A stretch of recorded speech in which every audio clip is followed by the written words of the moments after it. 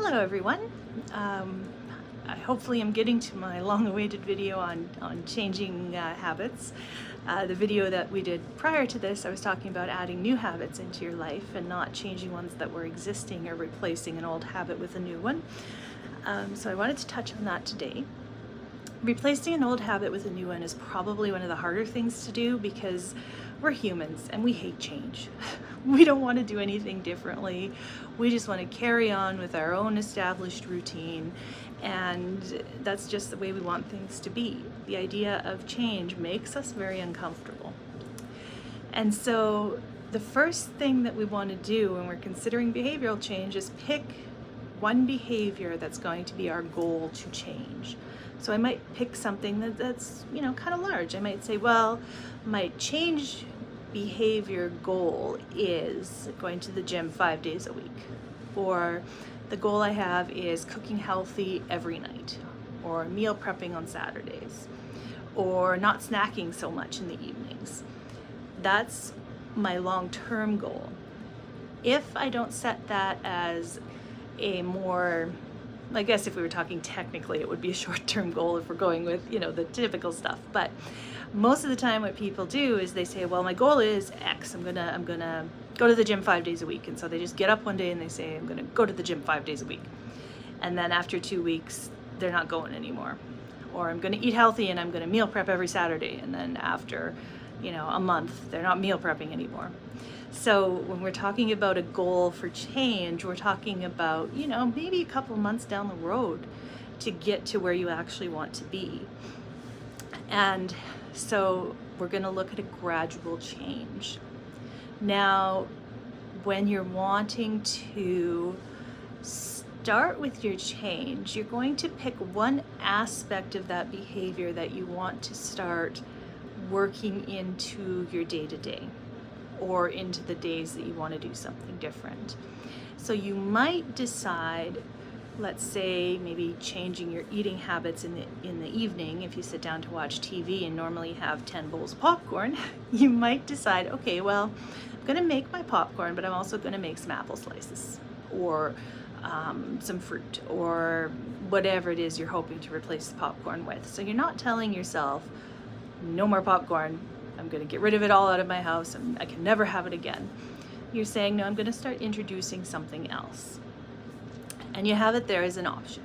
And for the first, week or so, maybe eat one or two of the apple slices, but you're still eating all of your popcorn. But now you've created the behavior of presenting yourself with popcorn and apple slices, regardless of whether you eat them. So now you've overcome your first hurdle, which is providing the options.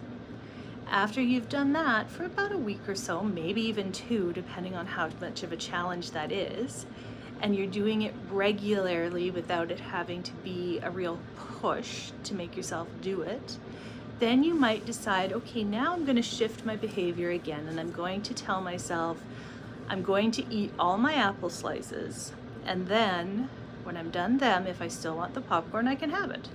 So I'm still going to prepare everything the way that I want to. I'll make my popcorn, cut up my apple. When I sit down for a couple of weeks, I'm going to eat all my apple slices first, and then I'm going to genuinely allow myself to decide, do I want the rest of this popcorn now or not? And it has to be a genuine option, because we all have this little internal rebel inside of us that as soon as we tell ourselves we can't do something or we have to do something, we're like, well, you can't make me, I'm going to do what I want anyway. And so we have this a little bit of a fight back inside us. So if it's truly something you say, well, yeah, I'll get the apple slices and make the popcorn, but I can't have the popcorn, I'm just going to eat the apple slices, then you're going to be fighting yourself. So it's a genuine choice. And then after a couple of weeks of doing that, you may say, okay, well, I'm gonna make my apple slices, but I'm not gonna make the popcorn. If I want it after I've eaten my apple slices, I can get up and make it if I want to, it's there. But I'm gonna now just stop making it right away. So again, you sit down, you eat your apple slices, and then you ask yourself, do I truly want to get up and make popcorn now, or am I fine the way things are? And 10 to 1, you're going to be fine the way things are. You may occasionally get up and make it, but it's been a gradual, prolonged shift where you've really, in a step-by-step fashion, replaced the popcorn with the apples, but you've never put yourself in a position where you've said, okay, well, I can't do that anymore. You've done it in such a way that you're actually moving to, well, I don't really want to do that anymore. It's too much work to get back up and make popcorn. And so you're not fighting yourself in the same way. With, say, something like, let's say, adding in going to the gym on the way home instead of going straight home and watching TV. That's something else that someone might decide they want to do. So they want to change their habit of TV all night with something healthy. First of all, you're going to need to make some decisions around, am I actually a gym person? Do I like the gym? I'm wanting to add physical activity, but is that what I need to add? Because most of the time we just jump to the conclusion that this is the appropriate replacement behavior for watching TV. And it might not be. It might be, maybe you like to kayak or ski, or maybe you like to walk. There's a lot of options to it. So pick something to replace the old behavior that you actually enjoy. And then you're going to start gradually shifting your habit from going straight home after work and parking yourself in front of the TV to being able to go somewhere after work.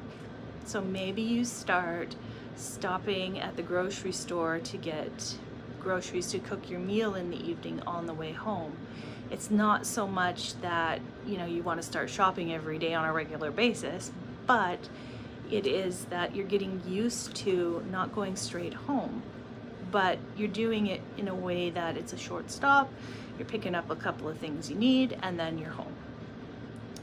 And then maybe you decide, okay, I'm going to, now that I'm used to not going straight home, start maybe, going to the park and taking a 5-minute walk. Still, it's not the gym, but we're not there yet. But most of us can say, well, I could do 5 minutes. I could do a 5-minute walk in the park. So again, you're getting used to parking, you're getting out of the car, you're going to do some physical exercise. Then you may decide, okay, well, I'm going to go and park in front of the gym where I'd like to go and maybe read a book, or I'm going to go park at the gym and walk the area. And again, you can 15 minutes, whatever you feel you can do, and you do that consistently until it feels easy. And then after that, you may decide, okay, well, I'm going to start going into the gym. Maybe I'll go, maybe I'll just look around, depending on your gym. Maybe I'll go sit in a hot tub if they have one. But I'm just getting used to the fact that now I'm going in the building, and then I'm going to gradually increase the length of my workout from, 5 minutes on the bike, maybe to 15 minutes on the treadmill, to 10 minutes in weightlifting or whatever. So everything is a gradual build in both time and expectation. If you jump to 100% expectation all of the time, you're going to quit. Now, another thing to keep in mind is when you're changing a behavior or an activity and you're looking at effectiveness, anytime you choose something different, healthier, better, more aligned with what you want, you have been successful. So when you first are shifting a behavior, the number of times you expect to see that shift to happen should feel reasonable. So with the going for a walk, you may only make it 1 day out of 5 the first week. Maybe the next week you make it 2. Maybe the week after you make it 1, maybe then 3. So there's going to be a progression in the number of times you're successful, and it's going to eventually go in the right way, but you need to allow yourself the space to build that progression and not get frustrated when it's not every day all the time. As long as you are gradually increasing the number of times you do the preferred behavior instead of the behavior you don't prefer, you are moving in the right direction. Now, that is just a very basic outline of how to shift a behavior. My recommendation for anybody who wants to try shifting something is sit down with your notebook, make note of the behavior you want to change, and then pick where you want to start that change. Pick a section of your life, and then list the steps you're going to need to go through to get from where you are now to where you want to be. And start with step 1 and incorporate that into your pattern, into your behavior. Then move to step 2, then move to step 3. Don't get frustrated at the timing it takes. Don't get frustrated if it's not perfect. It's gonna take time, but the more you push and the more you are gentle with yourself and you allow yourself some space to maybe not have things go ideally, or you see every morning as a new day to try it, the more likely you are to be successful. So hopefully that helps. I'm curious if you guys have any comments or any questions. As always, feel free to put them in the comments below. If not, then I will talk to you again soon. Bye.